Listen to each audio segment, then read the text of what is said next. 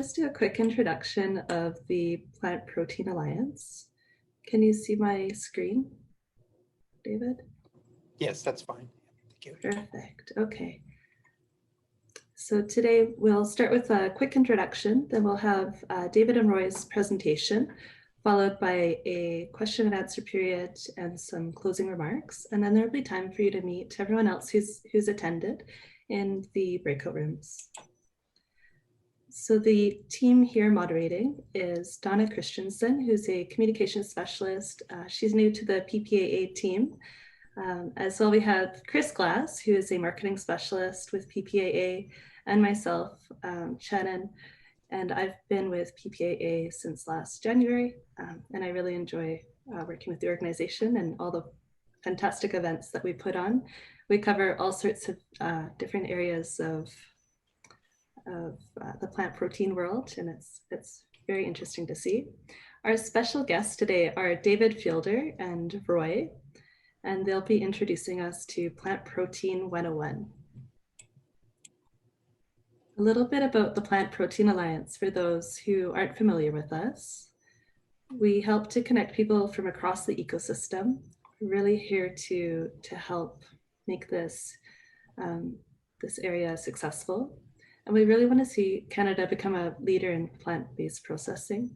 We grow a lot of the raw product in Canada, so it makes sense for us to do the processing here rather than exporting it to other countries and then re-importing it for use. So we're working to facilitate the development of a diverse, profitable, and sustainable plant protein and plant ingredient processing industry. And we see that there's a huge opportunity for highly functioning value chains, state-of-the-art infrastructure, commercialized market-driven products, and making plant protein a key economic driver in the Alberta economy. And we've seen great growth so far. We're a relatively new nonprofit organization. And in 2019, we started out with a blast. We had 13 events and workshops with over 2,500 attendees. We've connected with several different people. One of our members' surveys respondents said that they've been able to connect with several different people as a result of one of our PPAA conferences, which helped their business move forward. In one of the photos here, you'll see one of the successful companies and members of PPAA, Provision Analytics, on the far right there, with Eric Westblom, who won an award at the Alberta Tech Awards. So we're definitely seeing movement in the plant protein and food innovation space in Alberta. We have 2 different monthly newsletters that I highly recommend signing up for. And we'll post the link to the sign up page in the chat in a little bit. We cover different industry stories. We highlight the successes of our members, and we keep you up to date with the different industry events. As well, we depend on our membership, and we are looking to do a membership drive. And so if you sign up now as a PPAA member, you'll get an extra 3 months with the purchase of your annual membership. And we'll post the link to sign up for that as well in the chat. And now for a guest presentation. So David, I'll get you to share your screen now. All right.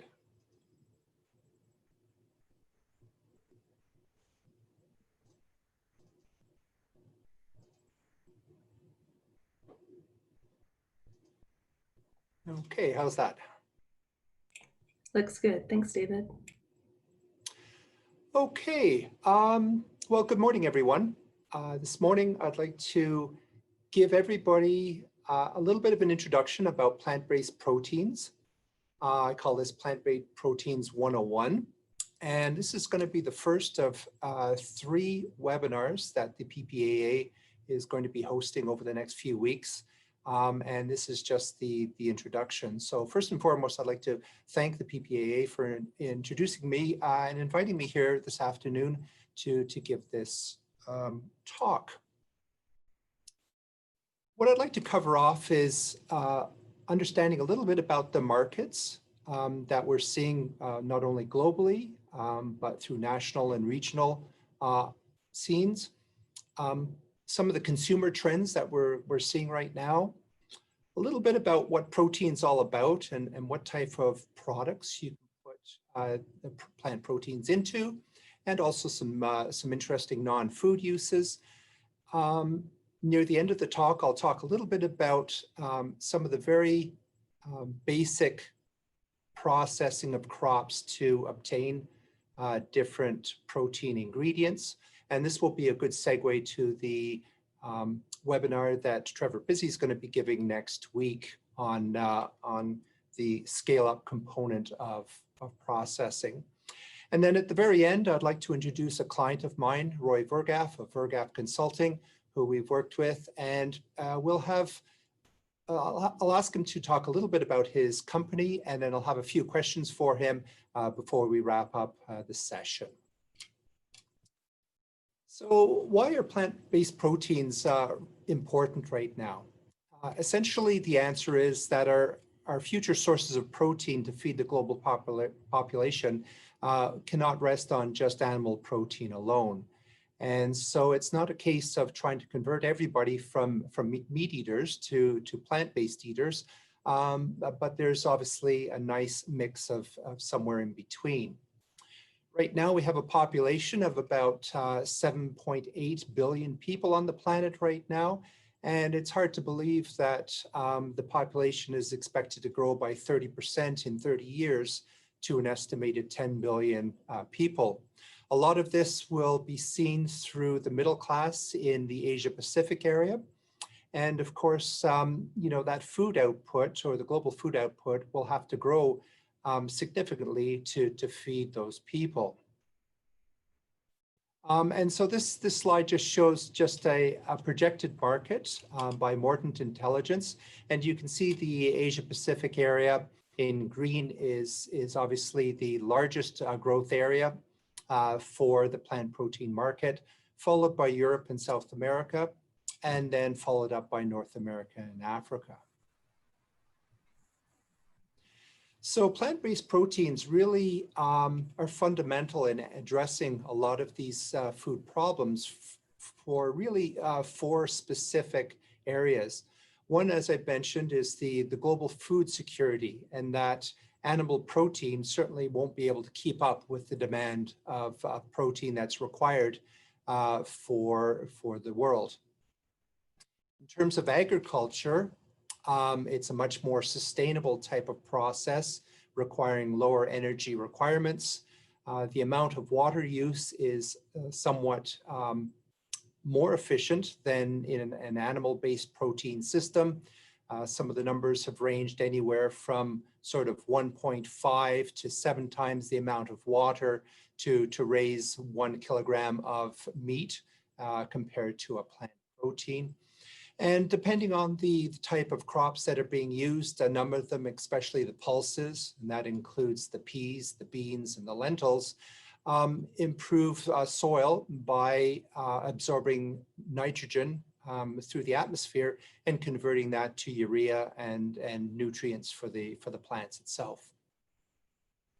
Certainly from a climate perspective, you know, we're all dealing with climate change right now, and to be able to conserve natural resources, whether that's water, land area, is certainly on a lot of people's minds.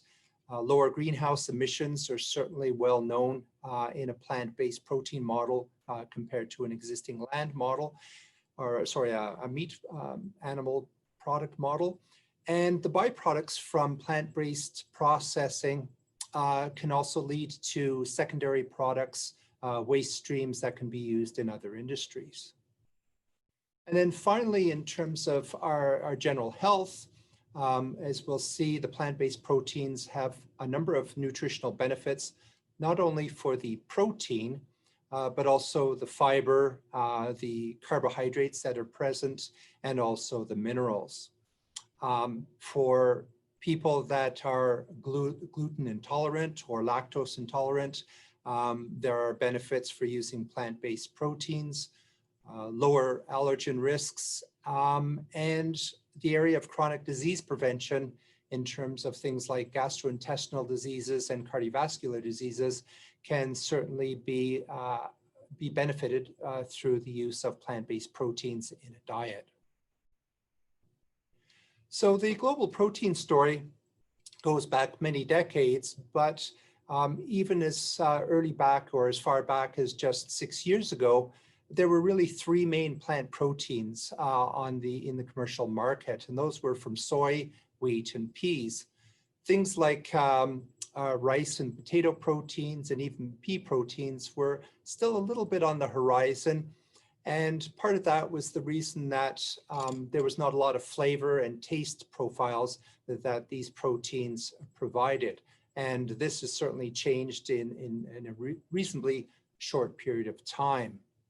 And so the type of proteins that were available and the type of ingredients that were available were typically the soy protein isolates, the textured vegetable proteins, and there were still meat and or animal-based proteins such as the whey and the milk protein concentrates that were used in a wide range of products. So in terms of plant protein uses, it sort of can fall into three major categories. One, obviously, and the largest is the food category, where we are seeing dairy and meat alternatives and going into a wide range of products. Healthcare products such as nutritional and health supplements are very popular, as are natural health products and pharmaceuticals. And then following up with non-food uses, and these are areas of pet and animal healthcare, aquaculture uses. Personal care products are very popular, and also bioproducts. So just a quick snapshot of some of the areas where proteins can be used in cosmetics and personal care. Again, these are considered more value-added products, so they're higher up on the value chain. But proteins have always been used in cosmetics and personal hair care products, skincare products, and the like, because our skin is the largest organ of the body. And so by providing nutrients to the skin, we're able to alleviate a lot of skin problems and maintain a nourished skin in beneficial ways.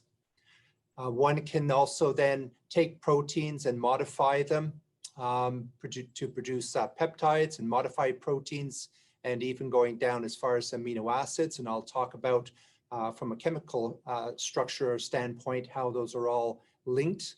But those other ingredients are also finding themselves into cosmetic and personal care products, as well as our natural health products. So a lot of these trends are all coming from the consumer demands and needs. And as I mentioned, it's not necessarily a desire to convert people to 100% plant-based products, but to have a healthy, balanced diet. And the term flexitarians is probably well understood by most of the listeners in the audience today. But consumers really are looking at healthy diets. And certainly in the last 12 months, we've seen fairly large growth of this area. Consumers are also in some regards interested in animal protein alternates from an environmental perspective. And so that is looking at, as we talked about, how much land is used, how much land has to be cleared or forests have to be cleared to allow beef and cattle to be grown and processed. Of course, clean labeling is also important to a lot of consumers these days. Consumers want to know where their ingredients are coming from, where their products are coming from, whether they're grown with clean water, clean soil, and certainly Canada has an abundance of that. But also interested in whether there's alternative ingredients or whether there's hormones in the products that they're consuming. And of course, there's changing taste preferences as the food scientists are developing a wide range of these protein ingredients from different plant sources. We're getting quite a wide range of new products entering the market, and the consumers tend to be flocking to this quite a bit.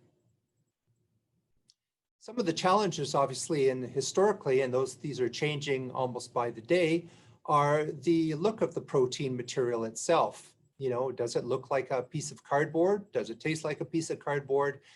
Does it have any sort of flavor to it? And the use of plant-based proteins have typically given sort of negative attributes such as a beany taste, a grassy smell, depending on how the protein is processed, the pH, the temperature, different types of enzymes that are used. They could have a metallic or soapy taste. They could be either bitter or astringent. But a lot of these are changing now through a lot of development by food scientists, both here in the province and around the world. And so if we look beyond the burger, there are a lot of really good plant-based products that are good alternatives for egg products, various baked goods. The product on the top right-hand corner is an egg glaze, which is used for giving that nice golden color to various baked goods when they're cooked. Dairy alternatives are very strong, as we'll see in the next slide, as are fortified beverages and sports bars and drinks. Seafood alternatives are certainly up and coming, and certainly we'll see a lot of those in current grocery stores right now, but we'll see more of those in the future. And of course, if we look beyond the burger and out a little bit from the human food chain, pet foods are obviously a very important area to be able to use plant-based proteins in those regards, in those applications, and also in the area of aquaculture and fish food.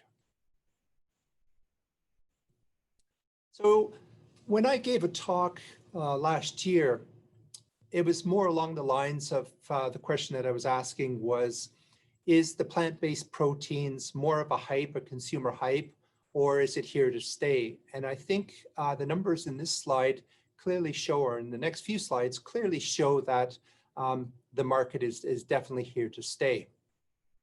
If we look at sales just in 2019 in the world, milk alternative products have increased significantly to the point that they make up about 14% of the entire milk category. Plant-based yogurts have increased 31%, plant-based cheeses 18%, and creamers, which a lot of us who visit coffee shops account for 6% of the overall cream market, and had a growth of 34% just in 2019 alone. And so as these food scientists and the processors are developing better protein ingredients, these products are finding themselves into a wide range of products. In North America, it's interesting to note that in 2009, we really didn't have an alternate food or an alternate meat category. But in just a couple of years, we've had double-digit growth in sales. In 2019 alone, we had about 500 new plant-based products in North America. And you know, these products are now becoming certainly mainstream, as they are very easily obtainable in a lot of the fast food restaurants and the major restaurants in North America and worldwide. In Canada alone, we've seen about a 25% growth in meat and dairy alternatives. And so this trend will continue in the following years. And a lot of that success is really coming down to the types of protein products and ingredients that are being developed today. And one of the most attainable area is the pulse proteins. Canada is the largest exporter and grower of both peas and lentils. And these are areas that are seeing a lot of growth today because primarily these beans, peas, and lentils are very high in protein, have very good nutritional balance, and can be used for a wide range of different products. So apologies here, just got the button on the wrong page. In terms of the Canadian scene, I've just chosen 3 different groups. Obviously, we've heard a little bit about the Protein Product Alliance of Alberta, which was created in 2018 to really be a voice in Alberta regarding plant-based proteins. The Proteins Industry Canada is industry-led have had federal support, and they really focus on investing collaboratively to accelerate the Canadian plant protein sector. And then we have other groups such as the Plant-Based Foods of Canada, which was launched a couple of years ago, trying to help support the growth of these new plant-based protein products. So do we have an opportunity for Alberta? And I think the overall answer is definitely yes. There is certainly a world demand for plant-based proteins. We have certainly a very strong agricultural sector. In Alberta, we do grow quite a wide range of pulses and certainly across all of Western Canada. Our quality management systems are in place in terms of traceability for materials from the farm right through to the end product. And so that traceability is very important for products that are heading overseas. We have a well-developed export market. Transportation networks are certainly in place. But what's really important, and I think Shannon alluded to it before, is that we want to be able to focus on processing where the crops are grown, certainly here in the province. We have an internationally recognized food and incubation facilities in the province, which I'll talk about shortly. And certainly in a number of both the universities and the colleges, we have strong academic food science programs. And so a wide range of this value-added chain is very important for the success of growing this industry in the province, all the way from the farmers to the growers, to the seed cleaning plants, the ingredient suppliers, the primary and secondary processors, and the people that are actually selling the product at the consumer level. So the result would be an opportunity for us to develop our traditional raw commodity export market into a value-added sector. And so we're doing the processing here in the province where we can control the quality and the value of the product going back all the way down to the farmers. The consumers obviously are looking for locally produced products, and that's very important regardless of the region. Job creation is extremely important, especially in this day of COVID-19. Diversification of the agricultural sector, and also reduction of the environmental footprint. So the next couple of slides are just some of the pulse fractionation plants that are either in construction or in operation in Canada right now. When I gave a similar talk back in late 2019, the photographs were actually just renditions, architectural renditions of what the plants will look like. And it's very encouraging to see just a few months later that these photographs are actually pictures or images of facilities that are either in operation or in a good scale of construction. They're at a later scale of construction. A lot of these companies will be focused on collaborating with various food groups to grow their business. And in 2020, in November, just this month, Ingredion, which is a very large food ingredient company, took a stake, a major 100% stake ownership in Verdient Foods. Roquette, which is based out of France, is producing their facility in Port-de-la Prairie right now. And even with COVID-19, there seems to be not only strong markets, consumer markets for these products, but also growth in moving forward with plant-based proteins in Western Canada. And so this facility is slated to be open by the end of 2020. And this will be a fully fractionated facility where not only protein is produced, but starch, fiber, and some of the other components, which will go into other industries. Merit Foods, based out of Winnipeg, their facility, as you can see in this photograph, is coming along very nicely. And their plans are to open in the fourth quarter of 2020. And recently they received a capital investment through Bungie Foods of $30 million to assist in this growth in this whole sector. Locally, we have a company called Botanico, which is a very innovative company with technologies that are extremely broad, have focused primarily on cosmetics and personal care through their oleosome technologies, but now have focused on isolating various protein fractions. And recent studies through the locations in PEI, the University of PEI, and other facilities have suggested that canola proteins will have ideal nutritional benefits for the aquaculture feed industry. And so this is one area that will see lots of growth in the future.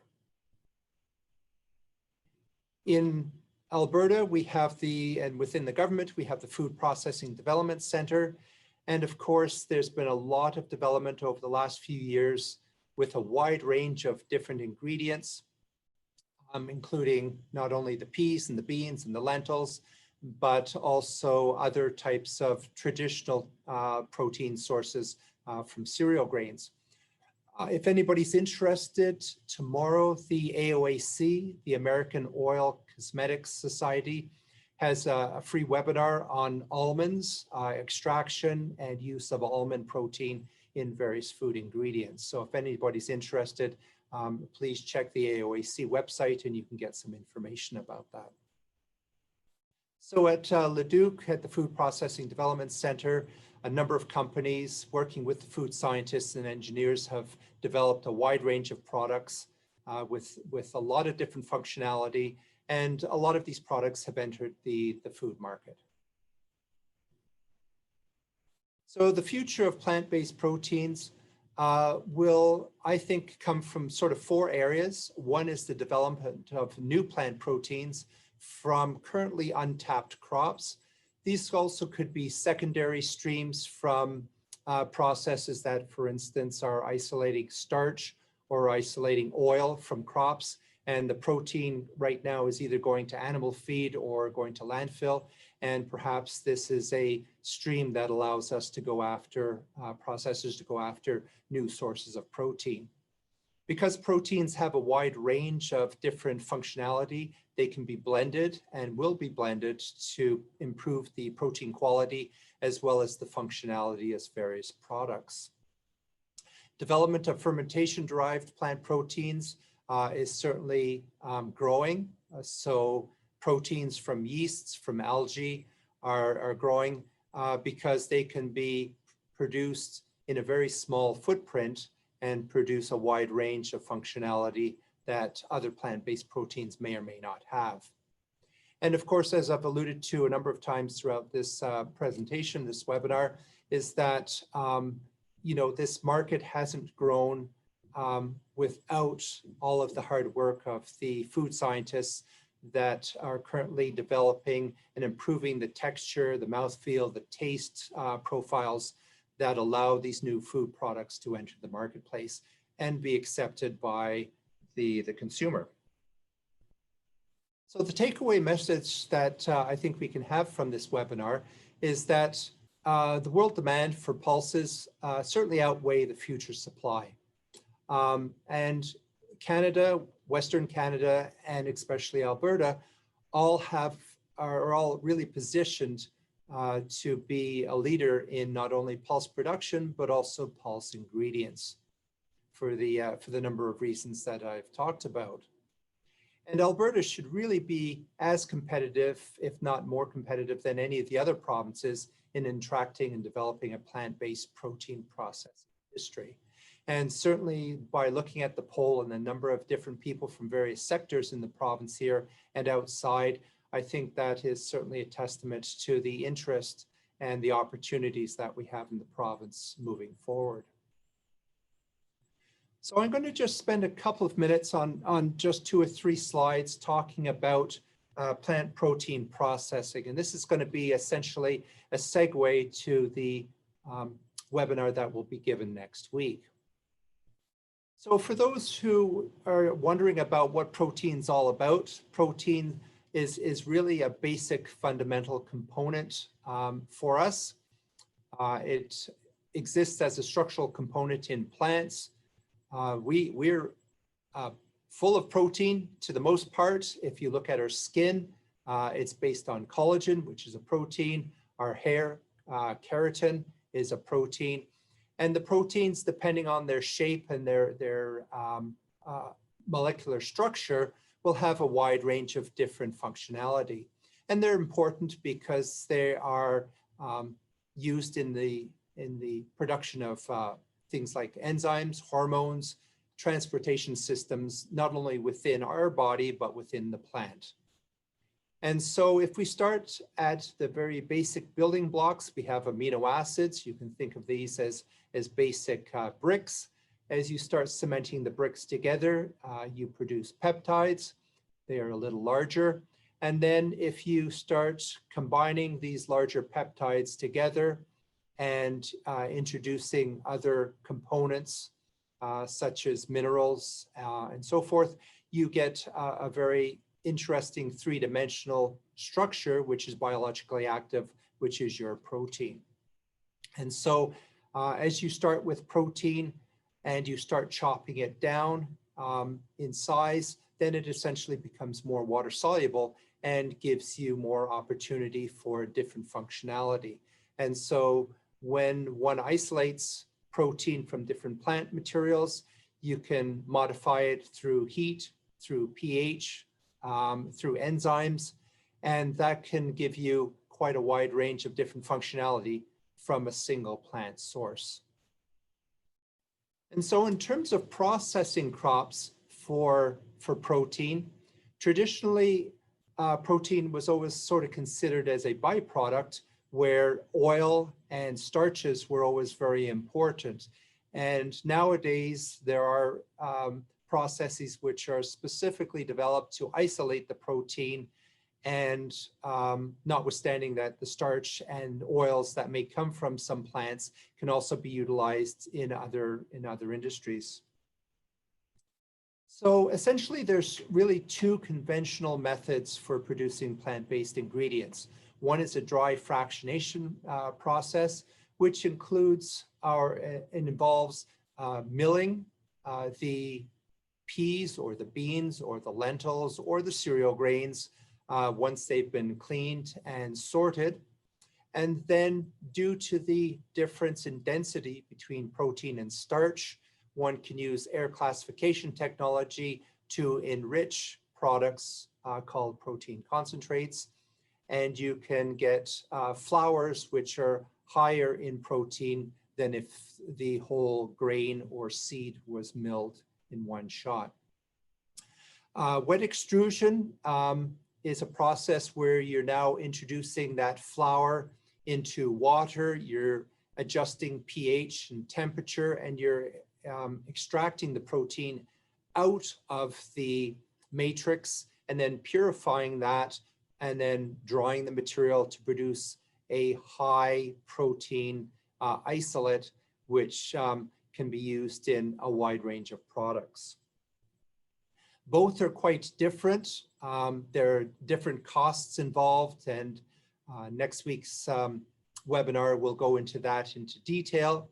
But this just essentially summarizes the dry fractionation from seeds through milling, through classification, to essentially produce two streams. One is protein rich and one is starch rich. And then the challenge of the producer producing these two fractions is to find a market for both the fiber and the starch byproducts. So in terms of value added, and that's always an important component, because right now when peas, beans, or seeds or cereal grains are exported overseas, they're considered a raw commodity ingredient and are relatively low on the value chain. By taking something like peas here and breaking it up into its fiber, its protein, its starch, and some of its other components, you can see that the protein makes up a very large percentage of the overall value of those peas. And so by fractionating peas into, or any of the legumes and cereal grains into their various components, the overall value of those ingredients far exceeds those of the raw material that it starts off with. And so just a quick summary here in versus dry, wet versus dry fractionation. The dry obviously is a relatively inexpensive process compared to wet. It certainly has a lot lower energy consumption. The protein concentrates are not necessarily very high or as high as in a wet process. And so there may be limitations to the various applications that these can be used in. On the other hand, in a wet process, it's a lot more labor intensive, a lot more process equipment intensive, and certainly far more expensive than a dry process. But you can produce very high purity protein products. And in part, these will typically have much better attributes that can go into a wider range of food applications. So finally, this last slide just has a few different internet resources for Canadian plant-based products. These are certainly not all of them, but just a few of them that may be of interest to some of the listeners here. And on that note, I would certainly like to ask Shannon to let Roy Wurgaft enter the screen here and talk to us a little bit about plant-based proteins from an industry standpoint. Wonderful. Okay, I'm putting the spotlight on Roy now. Good. So good morning, Roy. I'd like to just listeners to Roy Wurgaft of Wurgaft Consulting. He's been one of our clients with the Bioindustrial Opportunities branch and the food processing branch since about 2015.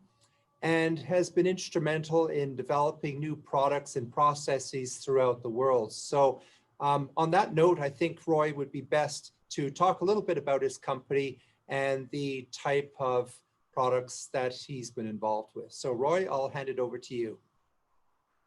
Thank you, David, and thank you for the very interesting presentation. I'm always delighted to hear your explanation of the industry and how you see that. So nice to meet you. Yes, as David presented, I am working with the bioprocessing of Alberta for about 5 years now.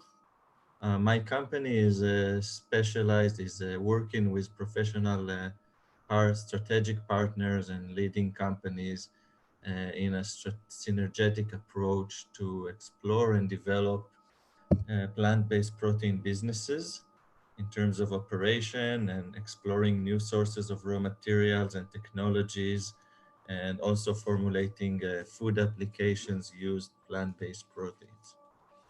My specific expertise is in the field of protein extraction technologies, from dry fractionation concentrates to highly purified isolates, through extrusions of meat analogs and high protein crisps for different applications. I am working on engineering, business modeling, operation training, marketing, technical marketing, strategic planning, and business development, and of course, research and development. These are some photos from various projects that I was involved, starting from commercialization of plant-based protein to lab scale production and so on.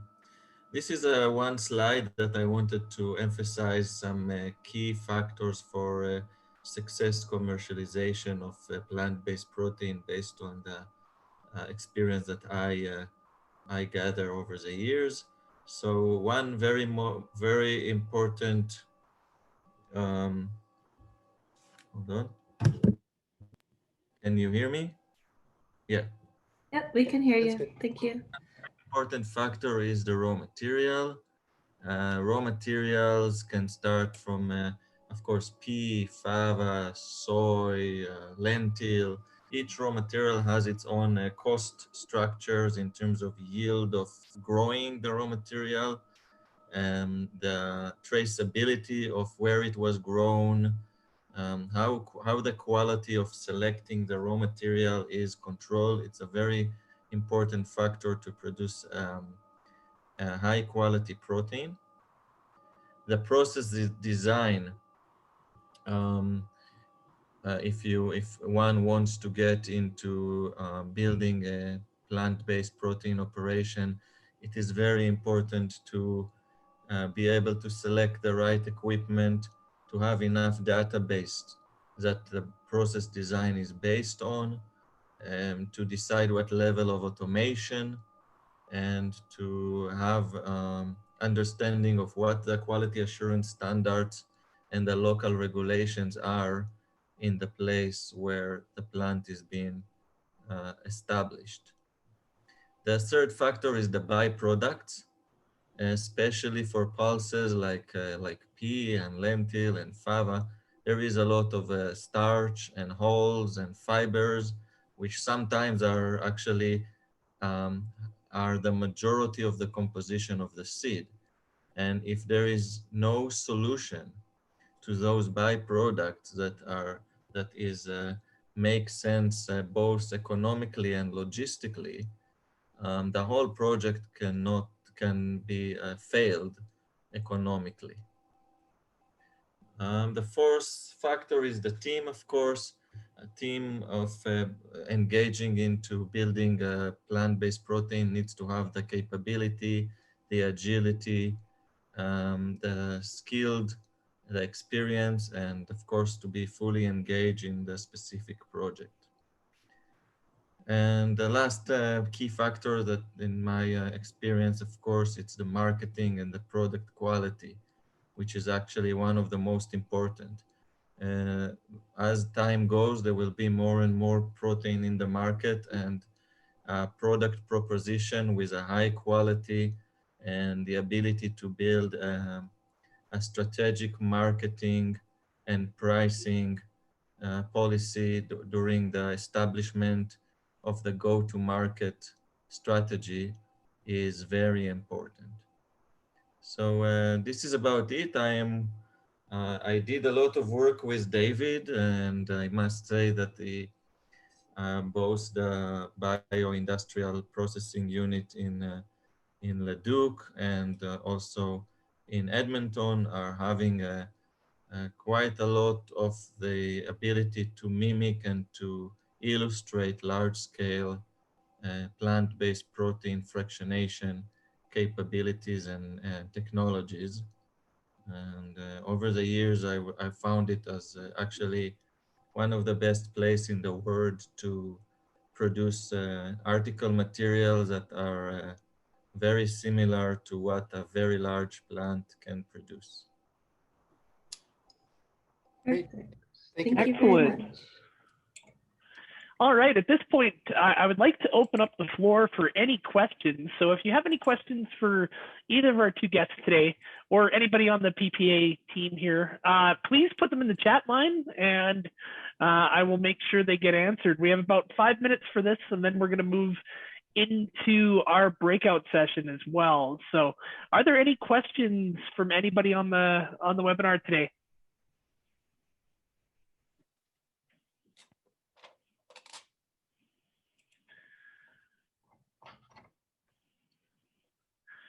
I know there's somebody going to be brave to enter in the first question.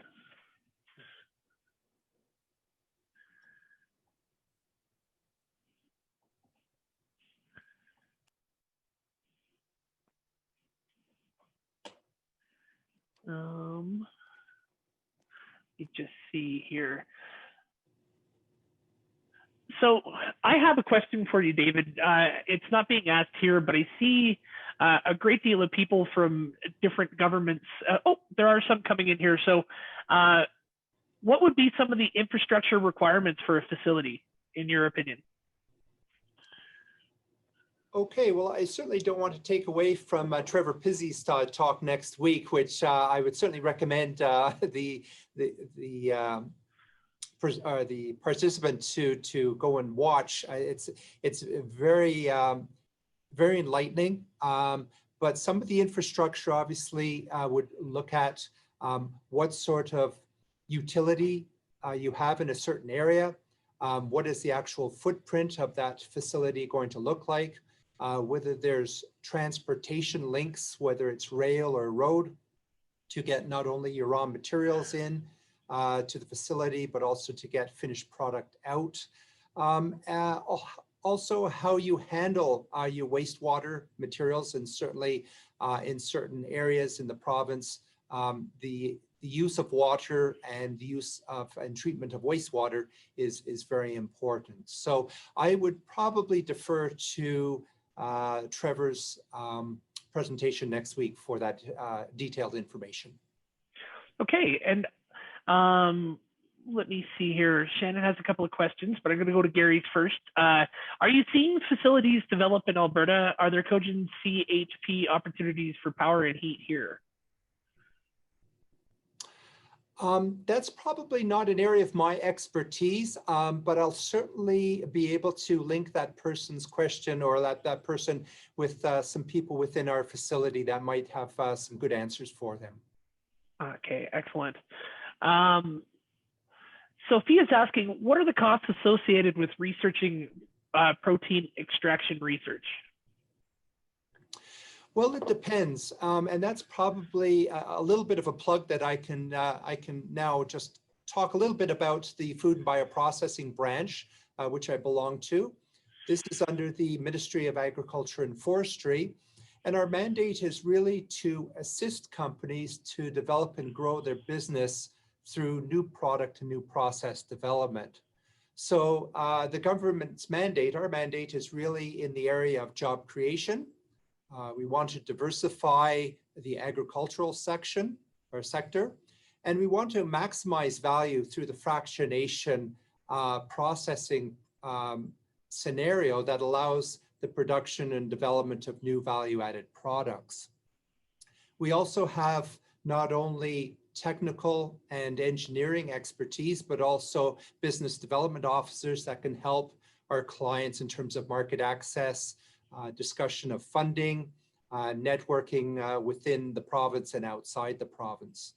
And so, as Roy had mentioned, the Food Processing Development Center is situated in Leduc, which focuses on the food processing side of things, while the Bioindustrial Opportunities section here in Edmonton focuses on non-food uses. But of course, plant protein can be used in both of those type of sectors and those applications. And both have laboratories and pilot plants at both of those facilities. So we operate in a fee-for-service model. Companies would come to us and say, we would like you to assist us in developing a process or a product. A scientist or engineer would be assigned to that company. We would enter into a client service agreement, and then we would put a program or a research program or an applied research program together so that we try and meet the goals and the objectives of that client. Okay. Does the overall protein content differ in same crop grown in Alberta versus southern regions? Typically, oil, protein, and starch will have a range. And these ranges will be fairly tight in as much that if crop is grown in northern Alberta versus southern Alberta, there will be a little bit of variation, but it won't be huge. It won't be like a secondary metabolite, such as an antioxidant, for instance, or a pigment that can change orders of magnitude depending on where it's grown and under what environmental conditions. But certainly some of the growers that may be present, some of the farmers that may be present, certainly would have a much better answer to that. But I would say generally there will be a range. It could be a range from say 24 to 30%, but it typically won't go outside that sort of range depending on what plant you're talking about, what crop you're talking about. Okay, there's a couple more minutes for questions. I only have about 2 more minutes, but what perspective on co-packer abilities and capabilities within finished goods within Alberta?